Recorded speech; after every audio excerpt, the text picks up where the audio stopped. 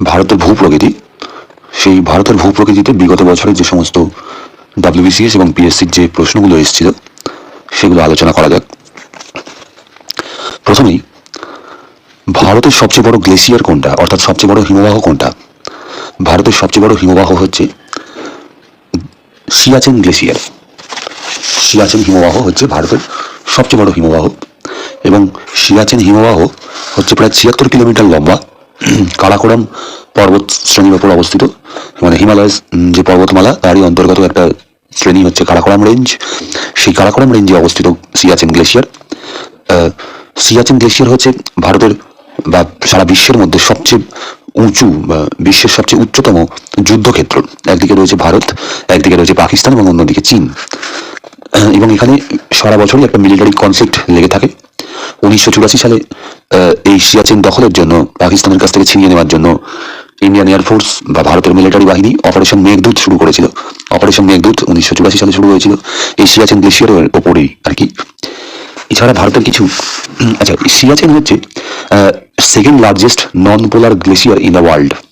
মানে মেরু প্রদেশ ছাড়া, পৃথিবীর মেরু প্রদেশ ছাড়া অন্যান্য যে গ্লেসিয়ারগুলো আছে তার মধ্যে সবচেয়ে সেকেন্ড লার্জেস্ট হচ্ছে সিয়াচেন। কারণ পৃথিবীতে মেরু প্রদেশেই সবচেয়ে বড়, উত্তর মেরু এবং দক্ষিণ মেরু, এই মেরু প্রদেশেই সবচেয়ে বড় বড় গ্লেসিয়ার পাওয়া যায়। কিন্তু এই মেরু প্রদেশ ছাড়া মেইন ল্যান্ডের মধ্যে সেকেন্ড লার্জেস্ট গ্লেসিয়ার, মানে সেকেন্ড লার্জেস্ট নন পোলার গ্লেসিয়ার হচ্ছে সিয়াচেন। সিয়াচেন মূলত কারাকোরাম রেঞ্জের উপর অবস্থিত এবং এই সিয়াচেন হিমবাহ থেকেই মানে নুব্রা নদী তৈরি হয়েছে। নুব্রা ভ্যালিতেই সিয়াচেন রয়েছে। এছাড়াও ভারতের অন্যতম যে হিমবাহগুলো আছে, গঙ্গোত্রী হিমবাহ, যেখান থেকে ভাগীরথী তৈরি হয়েছে। এছাড়া এটা হচ্ছে উত্তরাখণ্ডের সবচেয়ে বড় হিমবাহ, গঙ্গোত্রী হিমবাহ।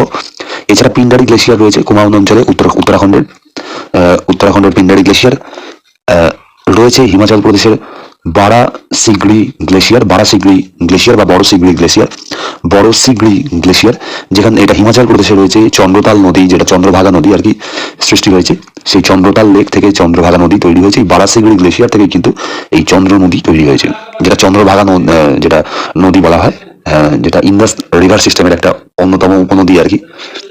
আর সিকিমের সবচেয়ে বড় হিমবাহ, আমাদের পূর্ব ভারতের হিমালয়ের যে সবচেয়ে বড় গ্লেসিয়ার আর কি, সেটা হচ্ছে জেমু হিমবাহ। এই জেমু হিমবাহ থেকে তিস্তা তৈরি হয়েছে সিকিমে। অ্যাকচুয়ালি জেমু রিভার তৈরি হয়েছে, এর একটা উপনদী হচ্ছে তিস্তা। ব্যারেন আইল্যান্ড হচ্ছে নিকোবর দ্বীপপুঞ্জের মধ্যে পড়ে। ব্যারেন দ্বীপপুঞ্জ নিকোবর দ্বীপপুঞ্জের মধ্যে পড়ে। ব্যারেন হচ্ছে এই শুধুমাত্র ভারতে নয়, সাউথ এশিয়ার মধ্যে, দক্ষিণ এশিয়ার মধ্যে সবচেয়ে মানে সক্রিয় আগ্নেয়গিরি হচ্ছে ব্যারেন। এছাড়াও একটা সুপ্ত আগ্নেয়গিরি রয়েছে, ডরম্যান্ট ভলকানো রয়েছে, যেটাকে বলা হয় নারকন্দামও কিন্তু এই আন্দামান নিকোবর দ্বীপপুঞ্জের মধ্যেই রয়েছে। তাহলে ব্যারেন আইল্যান্ডটা রয়েছে দাক্ষিণাত্যের যে মালভূমি, তার উত্তরতম যে বাউন্ডারি সেটা কোনটা? সেটা হচ্ছে গঙ্গার যে সমভূমি, গাঙ্গেয় সমভূমির দক্ষিণতম বিন্দু, এটাই হচ্ছে ডেকান প্ল্যাটুর উত্তরতম ভাগ আর কি। এছাড়াও যেটা বলা যায় যে কোথা থেকে দাক্ষিণাত্য মালভূমি শুরু হচ্ছে না, সাতপুরা এবং বিন্ধ্য এবং সাতপুরা রেঞ্জের পর থেকেই কিন্তু হচ্ছে দাক্ষিণাত্য মালভূমি শুরু হয়ে যাচ্ছে। বিন্ধ্য এবং সাতপুরা পর্বত এর পর থেকেই কিন্তু দাক্ষিণাত্য মালভূমি শুরু হয়ে যাচ্ছে, মানে নর্মদা নদীর দক্ষিণে আর কি। মালভূমিতে একটা বৈশিষ্ট্য হচ্ছে সমস্ত নদীগুলোই পশ্চিম থেকে পূর্ব দিকের দিকে বয়ে যায়। দাক্ষিণাত্য মালভূমি, কাবেরী হোক বা অন্যান্য নদী হোক, গোদাবরী হোক, এগুলো সব কিন্তু পশ্চিম দিক থেকে শুরু হয় এবং পূর্ব দিকে বয়ে গিয়ে মোহনায় মেশে। মানে যে স্লোপটা, ঢালটা, সেটা কিন্তু পশ্চিমে উঁচু এবং পূর্বের দিকে নিচু।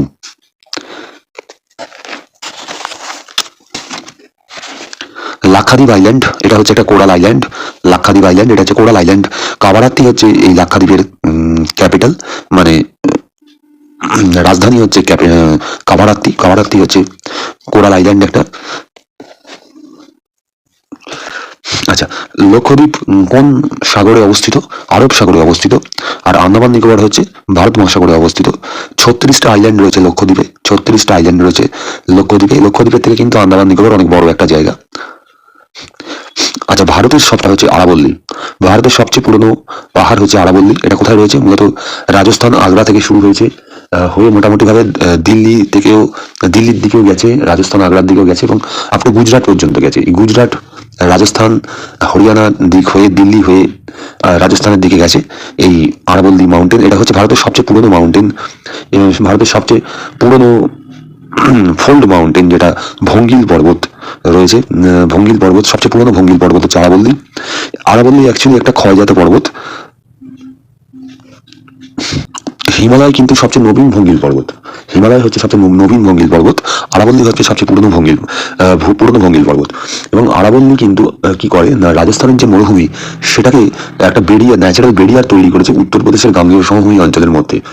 অর্থাৎ এই যে মরুভূমি অঞ্চলটাকে পূর্ব দিকে আসতে বাধা দেয় হচ্ছে আরাবল্লী। ভারতের যে কোস্ট লাইন, যে উপকূলীয় সীমা, সেটা কতটা রয়েছে? মেন ল্যান্ডে মূলত 6,000 কিলোমিটার রয়েছে। মেন ল্যান্ডে অর্থাৎ মূল ভূখণ্ডে 6,000 কিলোমিটার রয়েছে। কিন্তু মেন ল্যান্ড বাদে যদি আমি কোস্ট লাইন ধরি, অর্থাৎ উপকূলীয় অঞ্চল যদি ধরি, তাহলে প্রায় 7,500 কিলোমিটার রয়েছে। অর্থাৎ আন্দামান নিকোবর আইল্যান্ড এবং যদি লক্ষদ্বীপের আইল্যান্ডগুলোকে ধরি, তাহলে প্রায় 7,500 কিলোমিটার মতো এরিয়া রয়েছে হচ্ছে কোস্টাল এরিয়া। আচ্ছা, সবচেয়ে বড় কোস্টাল এরিয়া হচ্ছে গুজরাট। সবচেয়ে বড় উপকূলীয় অঞ্চল রয়েছে হচ্ছে গুজরাটে। ভারতের সবচেয়ে বড় উপকূলীয় অঞ্চলের যে সীমা আর কি, উপকূলীয় সীমা বা কোস্টাল লাইন রয়েছে সবচেয়ে বড় যে রাজ্যে, সেটা হচ্ছে গুজরাট। তারপরে রয়েছে অন্ধ্রপ্রদেশ। আচ্ছা, মরুস্থলী। মরুস্থলী কোনটাকে বলা হয়? মরুস্থলী হচ্ছে থর মরুভূমি। থর মরুভূমির অন্য নাম হচ্ছে মরুস্থলী। থর মরুভূমির অন্য নাম হচ্ছে মরুস্থলী। দাক্ষিণাত্য মালভূমির সবচেয়ে উঁচু শৃঙ্গ কোনটা? আনাইমুদি। আন্নামালাই পর্বতমালার যে উঁচু শৃঙ্গ আনাইমুদি, সেটাই হচ্ছে দাক্ষিণাত্যের সবচেয়ে উচ্চতম পর্বতশৃঙ্গ। আনাইমুদি আন্নামালাই পর্বতমালার অন্তর্গত। আন্নামালাই পর্বতমালা মূলত রয়েছে মানে তামিলনাড়ু এবং কেরলের সীমানা বরাবর রয়েছে। তামিলনাড়ু এবং কেরলের সীমানা বরাবর আন্নামালাই পর্বত রয়েছে। যদিও এর যে সর্বোচ্চ শৃঙ্গ আনাইমুদি, এই আনাইমুদিটা রয়েছে হচ্ছে কেরলে। নীলগিরি পর্বতমালার সবচেয়ে উচ্চতম শৃঙ্গ হচ্ছে ডোডা বেতা। নীলগিরি পর্বতমালার সবচেয়ে উচ্চতম শৃঙ্গ হচ্ছে ডোডা বেতা। ঝিন্দাগাড়া পর্বত শৃঙ্গ, ঝিন্দাগাড়া পিক হচ্ছে ইস্টার্ন ঘাটের সর্বোচ্চ শৃঙ্গ। আরাকু ভ্যালিতে এটা রয়েছে অন্ধ্রপ্রদেশে। ঝিন্দাগাড়া পিক, ঝিন্দাগাড়া পর্বত শৃঙ্গ হচ্ছে ইস্টার্ন ঘাট পর্বতমালার, মানে যেটা পূর্বঘাট পর্বতমালা রয়েছে আরাকু ভ্যালি, সেখানে সবচেয়ে উচ্চতম শৃঙ্গ হচ্ছে জিন্দাগাড়া পিক। আর আন্নামালাই হচ্ছে কিন্তু ওয়েস্টার্ন ঘাট পর্বতমালা।